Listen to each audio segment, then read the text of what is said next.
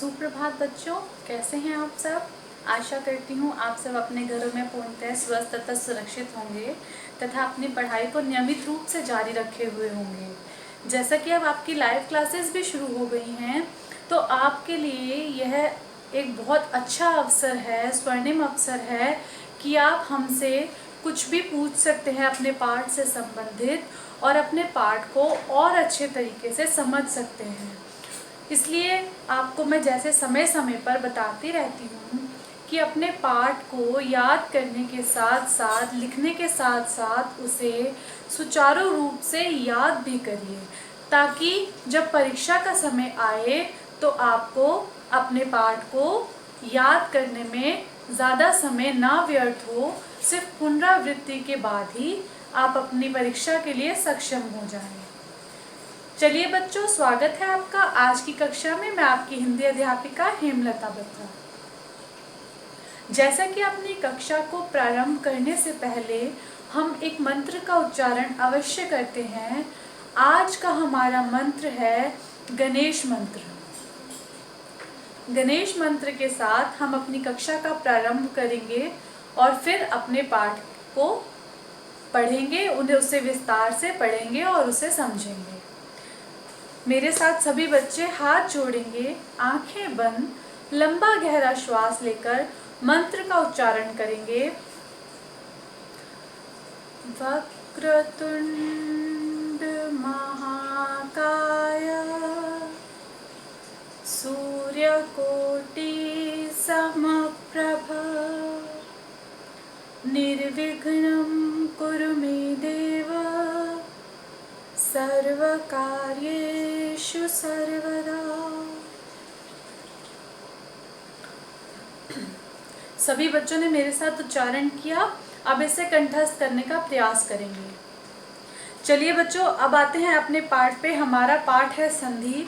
अपनी पाठ्य पुस्तक अपने समक्ष अवश्य रखिएगा, ताकि आप मेरी बात को सुनिए, मेरे द्वारा समझाए गए तथ्यों को समझिए।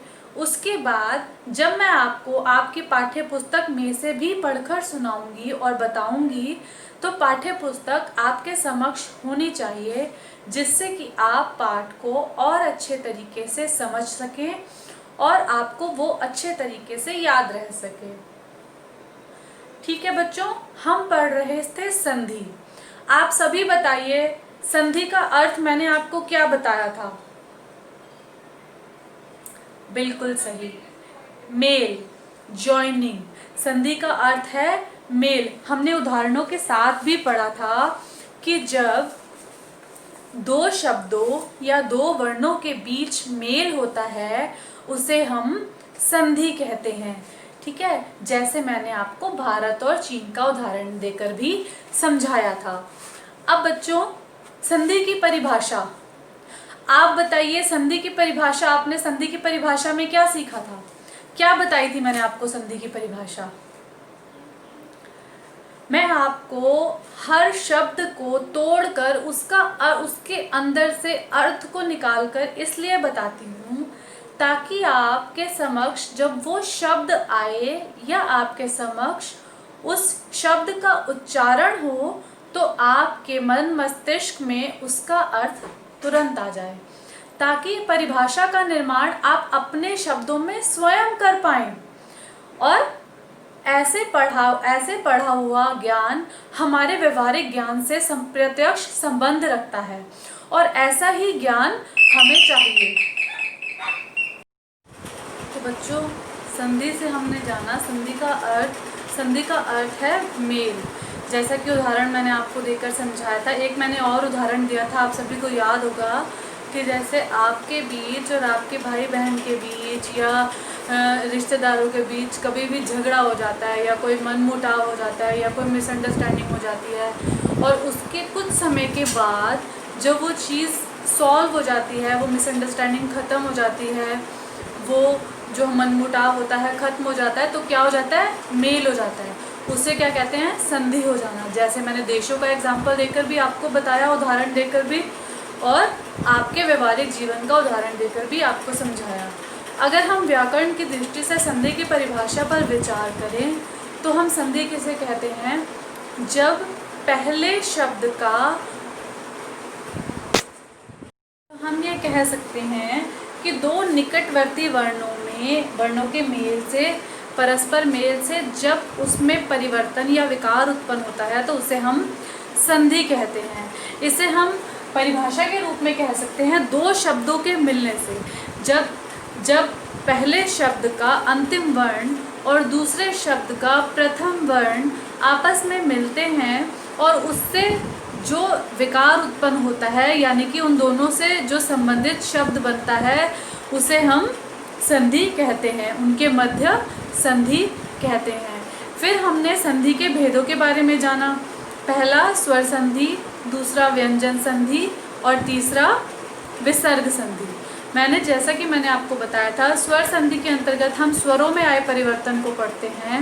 व्यंजन संधि के अंतर्गत हम व्यंजन में आए हुए परिवर्तन के बारे में पढ़ते हैं और विसर्ग संधि के अंतर्गत हम विसर्ग से आने वाले परिवर्तन के बारे में अध्ययन करते हैं। इसी प्रकार अब हम आगे अपने पाठ को जारी रखते हुए अपनी पाठ्य पुस्तक में से इस पाठ का अध्ययन करेंगे। पहले व्यंजन यानी क, च, ट, त, प के बाद कोई स्वर अथवा उसी वर्ग का तीसरा, चौथा या कोई अंतस्थ व्यंजन आए। अंतस्थ व्यंजन आपने पढ़ा था य, र, ल, व। तो पहला व्यंजन अपने वर्ग के तीसरे व्यंजन ग, ज, ड, द, ब में बदल जाता है। जैसे क जमा अ, ग, दिक जमा अंबर, दिगंबर। क जमा ग, गग, दिग जमा गज, दिग्गज। इसे साथ साथ उच्चारण के साथ समझेंगे। प्रत्येक संधि को हम उदाहरण के साथ बहुत ही सरलता से समझ सकते हैं। क जमा ई, गी। वाक जमा ईश, वागीश। क जमा द, गद। वाक जमा दान, वागदान। क जमा ज, गज। वाक जमा जाल, वागजाल। संयुक्ताक्षर आ रहे हैं बीच में, ध्यान रखेंगे। क जमा भ, गभ।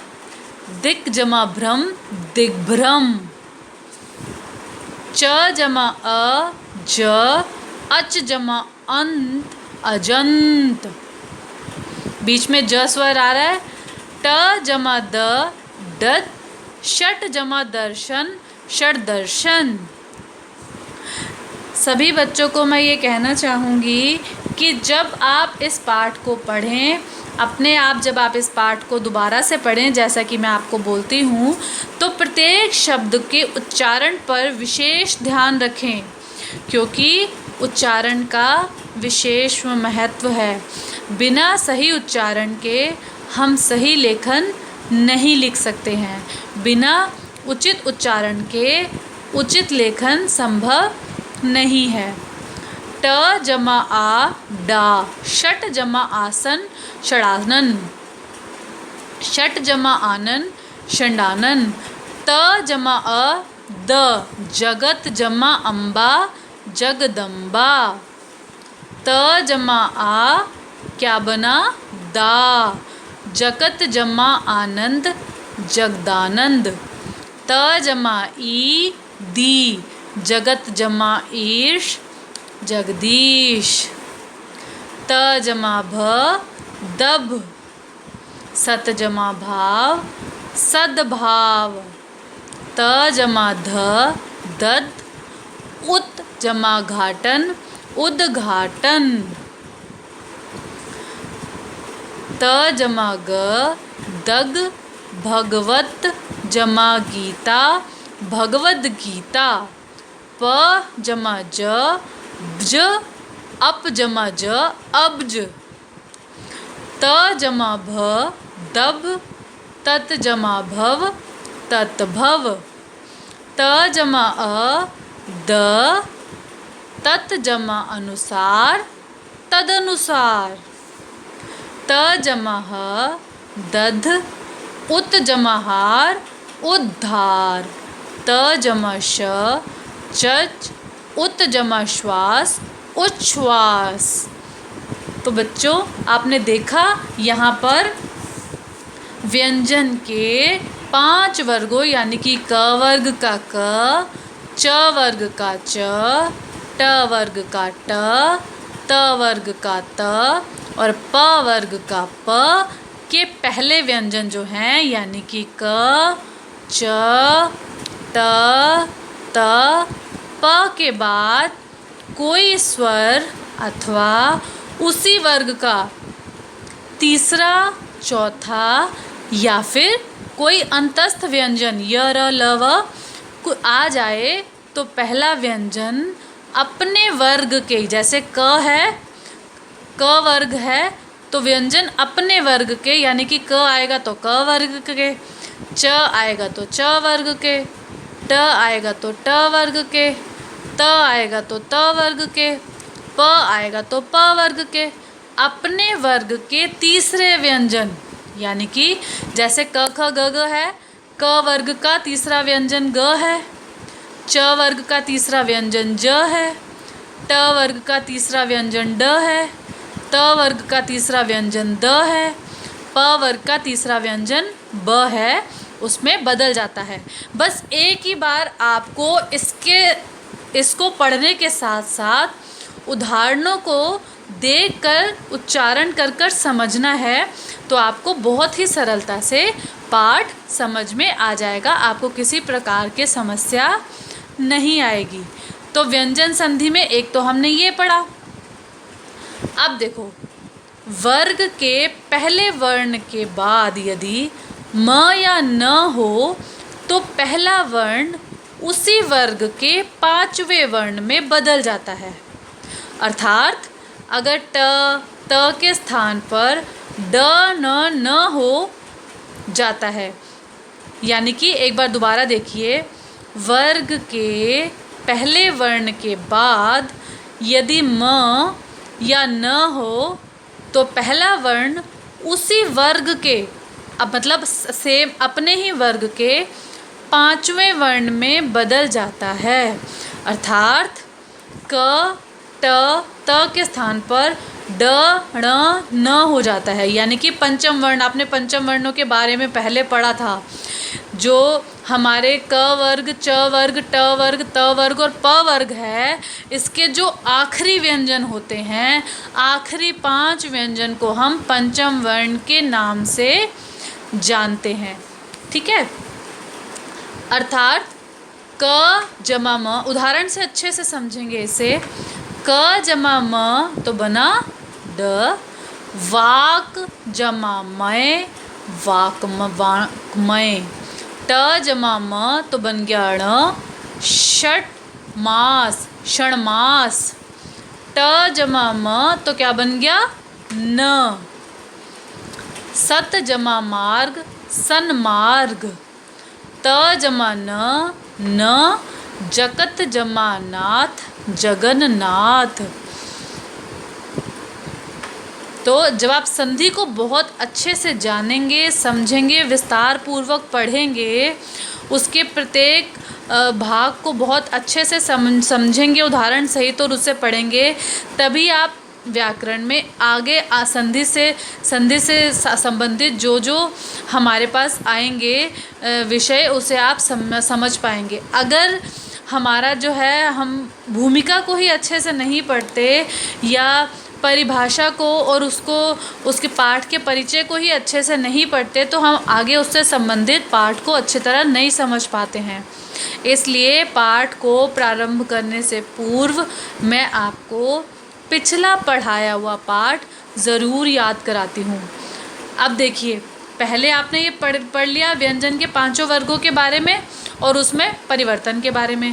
फिर आपने पढ़ लिया वर्ण के पहले वर्ण के बाद यदि म या न हो तो पहला वर्ण उसी वर्ग के 5वें वर्ण में बदल जाता है, और फिर मैंने आपको पंचम वर्णों के बारे में बताया।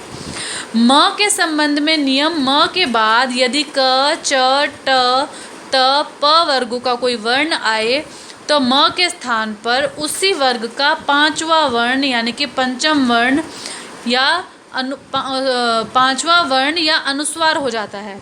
जैसे सम जमा कल्प, संकल्प। अनुस्वार के रूप में यहाँ पर आ गया। आप सभी जानते हैं अनुस्वार क्या है, तो ये अनुस्वार के रूप में आ गया हमारे पास। अब देखिए, सम जमा जय संजय, सम जमा पूर्ण संपूर्ण, सम जमा घात संघात, सम जमा तुष्टि संतुष्टि, सम जमा बोधन संबोधन, सम जमा चय संचय, सम जमा देह संदेह, सम जमा भावना संभावना। ठीक है, फिर से देखिए, पहले हमने सीखा पंचम व्यंजन के 5 वर्गों के पहले व्यंजन के बारे में, फिर हमने यहाँ पंचम वर्ण के बारे में सीखा, फिर हमने यहाँ पर देखा कि यदि म के संबंध में, ये हमने म के संबंध में नियम को जाना कि यदि म के बाद क च ट त प वर्गों का कोई वर्ण आता है तो म के स्थान पर उसी का 5वां वर्ण या अनुस्वार हो जाता है। ठीक है, अब आपको ये अच्छे से समझ में आ गया होगा। अगला देखिए, घ, म के बाद यदि य र ल व श स ह में से कोई वर्ण आए तो म का अनुस्वार हो जाता है। जैसे सम जमा योग, तो म जो है वो अनुस्वार में परिवर्तित हो जाएगा संयोग। सम जमा वाद, यहाँ म क्या होगा, अनुस्वार में परिवर्तित हो जाएगा संवाद। सम जमा रक्षण संरक्षण, सम जमा शय संशय, सम जमा लग्न संलग्न, सम जमा सार संसार, सम जमा हार संहार, सम जमा रक्षा संरक्षा। पाठ को और अच्छे से समझने के लिए अगर हो सके तो सभी छात्र इनसे संबंधित स्वयं से कोई उदाहरण ढूंढ कर लिखने का प्रयास करें, तो आपको यह पाठ और सरलतापूर्वक समझ में आ सकता है। अब देखिए, यदि किसी स्वर के बाद छ वर्ण हो तो छ का चच यानी संयुक्ताक्षर में परिवर्तित हो जाता है, ये चच हो जाता है। जैसे आ जमा छ छ, आ छादन, आ जमा छादन आच्छादन, ई जमा छ चच, वी जमा छेद विच्छेद, अ जमा छ, यहाँ पे ऊ जमा छ, तो कैसे बना, स्व जमा छंद स्वछंद, अनु जमा छेद अनुच्छेद। यदि स से पूर्व अ आ के अतिरिक्त कोई स्वर हो तो स का श हो जाता है। वो कैसे होता है, उदाहरण से देखिए, ई जमा स, तो क्या हो गया, श। मतलब अ और आ के अतिरिक्त और कुछ कोई भी स्वर आ जाए तो वो श हो जाएगा।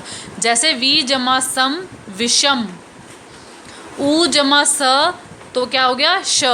सु जमा सुप्त सुषुप्त। यानी कि यदि स से पूर्व अ आ के अतिरिक्त अ आ रहा है, आ रहा है तो नहीं, उन दोनों के अतिरिक्त कोई भी स्वर आ जाए तो वो श में परिवर्तित हो जाएगा।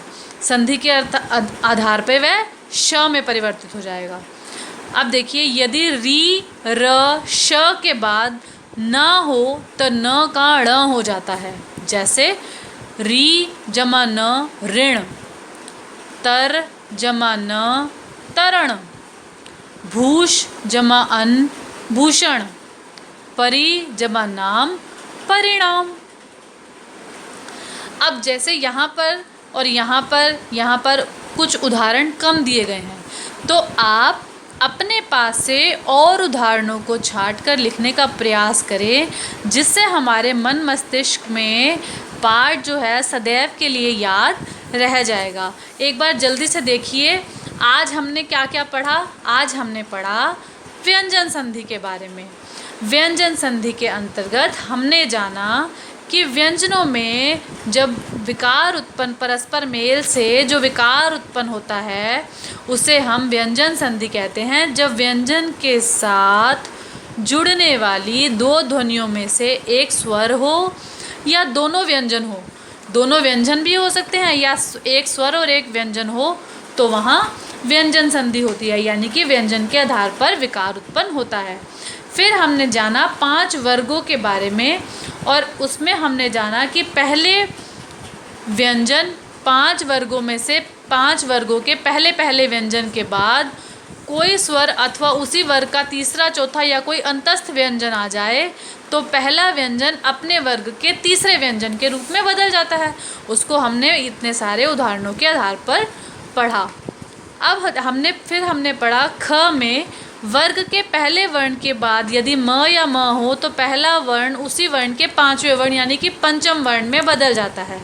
पंचम वर्ण के बारे में हमने जाना, इन 5 वर्गों के अंतिम वर्ण को हम पंचम वर्ण कहते हैं।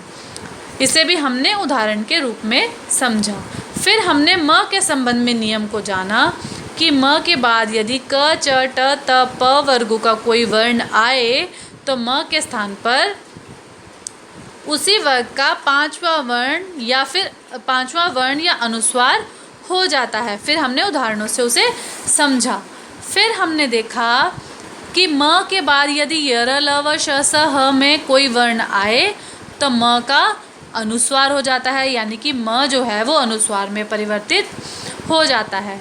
फिर यदि किसी स्वर के बाद छ वर्ण हो तो छ का चच हो जाता है, यानी कि संयुक्ताक्षर आधा च और छ, जिसको उच्चारण में छ के नाम से हम उच्चारित करते हैं, परिवर्तित हो जाता है। जैसे आ जमा छादन, आच्छादन।